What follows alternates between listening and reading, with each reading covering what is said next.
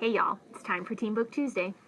So it's a very rainy Tuesday, and I hope everyone is driving safe or curled up at home with a book and a mug of hot chocolate. But if you do happen to be around the courthouse library today or tomorrow, we do have our book sale going on. There's a ton of stuff down in our storytime room. You should check it out. This week I read The Monstrous Child by Francesca Simon. So how many of you have seen Marvel's The Avengers? So you know Thor is one of the Avengers, and he lives on Asgard with Odin and Loki and all those other guys, right?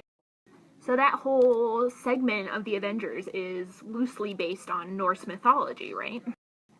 Odin, Thor, Loki, all those guys are from myths that used to be told all around Scandinavia.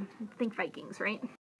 So in the next movie coming up, the villain is going to be the goddess of death, and she's played by Cate Blanchett, right? Well, that goddess of death character is also taken from Norse mythology, and that is who this book is about. So in The Monstrous Child, our main character is the goddess of death, and her name is Hel, spelled H-E-L.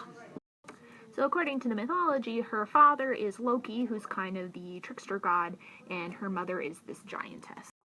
And her brothers are this giant wolf monster called Fenrir, and this giant snake called Jormungand. And Jormungand's destiny is to devour the entire world during the Norse apocalypse. So, you know, no big deal. It's a great family. So anyway, Hel is born with a kind of a normal top half, and then her legs are kind of zombified. They're kind of corpse-like, kind of rotting. It's pretty gross. So when she's born, her mom basically screams in terror. Her dad runs off and isn't in the picture. And she just kind of grows up to be a very sarcastic, angry teenager. And you can't really blame her, right? I mean, Odin basically kidnaps her and then tosses her bodily out of Asgard and dooms her to be the goddess of death down in the underworld for the rest of eternity. And all without asking if she actually wants to be the goddess of death, mind you. So she's pretty ticked off and starts plotting her revenge, as one does. So this book is basically her telling her side of the story.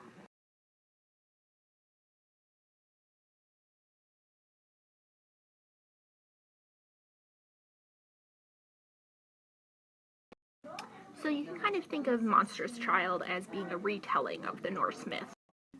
And I don't know how closely the new Avengers movie will borrow from the myths, but if you do some background reading first, like this, you might be able to tell, oh hey, I know where that came from.